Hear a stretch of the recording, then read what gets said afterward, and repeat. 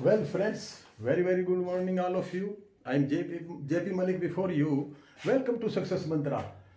अब इस वीडियो में लीज डीड और रेंट एग्रीमेंट में मैं दो बातें मेनली डिस्कस करूंगा।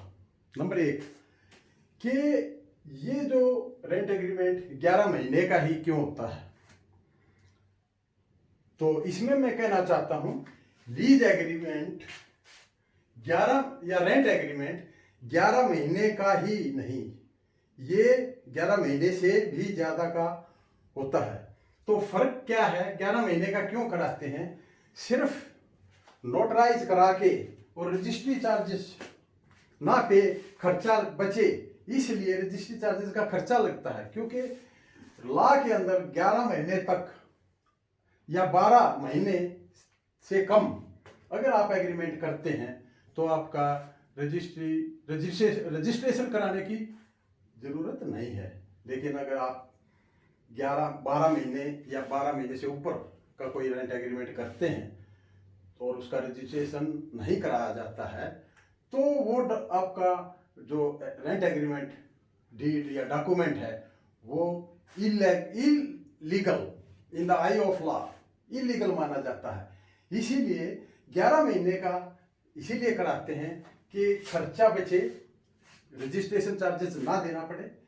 और एक इसके पीछे एक इंटेंशन और होती है कि लंबी अवधि तक कोई भी लैंडलॉर्ड टेनेंट को रखना नहीं चाहता, क्योंकि ज़्यादा अवधि के बाद क्या होता है कि उसका कुछ एक आर्थिक जुड़ाव उस प्रॉपर्टी से हो सकता है। क्योंकि फिर कोर्ट भी ये देखता है कि इसको ऑल ऑफ ए सडन अगर निकाल दिया जाएगा तो इसको इतना भारी नुकसान हो सकता है जो इसने इंफ्रास्ट्रक्चर वगैरह कुछ इसमें अपना या बिजनेस इफेक्ट हो सकता है। इसलिए लोग 11 महीने का ही बनाते हैं ताकि उसको बाद में फिर टेनेंट को बदला जा सके, कोई दूसरा टेनेंट दुकान मकान गोडाउन में उसको बिठाया जा सके या उसको दिया जा सके। इसलिए ये नहीं है कि 11 महीने का ही रेंट एग्रीमेंट होता है। रेंट एग्रीमेंट 11 महीने से ज़्यादा का होता है, सिर्फ रजिस्ट्रेशन चार्जेस बचाने के लिए।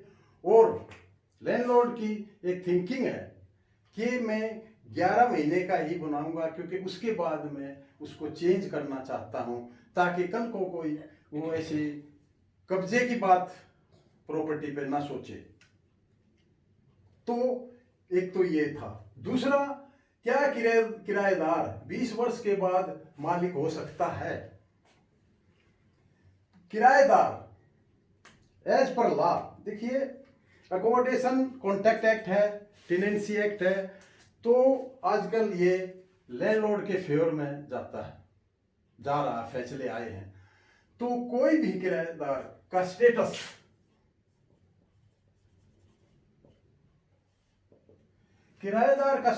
किराएदार ही रहेगा, चाहे वो 20, 30, 50 वर्ष तक क्यों न उस प्रॉपर्टी को यूज करता आ रहा हो, उसका स्टेटस किराएदार ही रहेगा।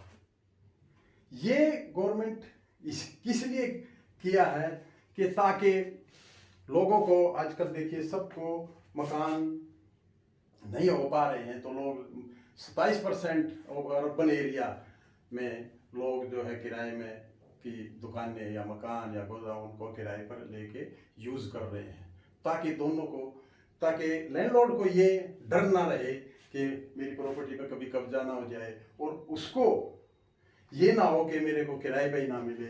तो इसलिए किराएदार कभी भी कितने भी वर्ष के बाद उसका मालिक नहीं हो सकता। ज़्यादा क्या होगा, अगर उसको कोई टेनेंट को कोई आर्थिक हानि उसको एविक्शन करने में, उसको प्रॉपर्टी को छोड़ने में हो रही है, तो ज़्यादा कोर्ट क्या करेगा? कोर्ट उसको, लैंडलॉर्ड को और टेनेंट को एक सुझाव देंगे, एक रूल बनाएंगे कि आप इससे किराया वसूल करते रहिए। ओनरशिप इसमें कभी ट्रांसफ़र नहीं होगी। तो किराया और फिर उसके बाद आप एक नोटिस, लीगल नोटिस दीजिए, और अगर उसके बाद भी मकान खाली नहीं हो रहा है तो आप सूट फाइल में जाइए, और इसमें लैंडलॉर्ड को फ़ायदा मिलेगा और उस पर कभी भी किराएदार का कब्जा नहीं होगा। तो ज़्यादातर क्या करते हैं लोग कि कई एक केसेस में देखा गया है कि वो वाटर सप्लाई, इलेक्ट्रिसिटी कनेक्शन काट देते हैं। ये किसी भी केस में लैंडलॉर्ड की तरफ से नहीं किया जाना चाहिए, क्योंकि ये बेसिक एमिनिटीज़ हैं, फैसिलिटीज़ हैं जो टेनेंट को अवश्य दी जानी है। ये लैंडलॉर्ड के अगेंस्ट चला जाता है अगर वो ऐसा करता है तो। और जो रूल रेगुलेशन, अगर आपने एग्रीमेंट में जो एक प्रॉपर एग्रीमेंट बनाया है उसमें सारा कुछ लिखा गया है, जैसे मैंने पिछले उसमें बताया था कि एग्रीमेंट कैसा होना चाहिए पार्ट फर्स्ट में, तो उस प्रॉपर अगर रेंट एग्रीमेंट लिया गया है उसमें सभी चीज़ें मेंशन हैं तो झगड़े का कोई कारण नहीं बनता है। अतः इस वीडियो में मैं सिर्फ इतना ही बता रहा हूँ कि स्टेटस ओनरशिप कभी भी टेनेंट को ट्रांसफ़र नहीं हो सकती। हाँ, कुछ समय लग सकता है कि टेनेंट को कोर्ट आदेश दे, लेकिन अगर वो उसका बिजली कनेक्शन, पानी सप्लाई काटता है तो कुछ एक केस में कोर्ट ने लैंडलॉर्ड पर पेनल्टी भी लगाई है, तो वो कभी नहीं होना चाहिए। तो आज इस वीडियो में सिर्फ इतना ही, 2 पॉइंट थे कि 11 महीने का ही क्यों, तो 11 महीने का ही जरूरी नहीं है। 11 महीने का इसलिए बनाते हैं कि उसको नोटराइज कराते हैं और रजिस्ट्रेशन फीस बचाई जाती है, और 11 महीने के बाद रजिस्ट्रेशन कराना as per legal law important है। Okay, have a nice day.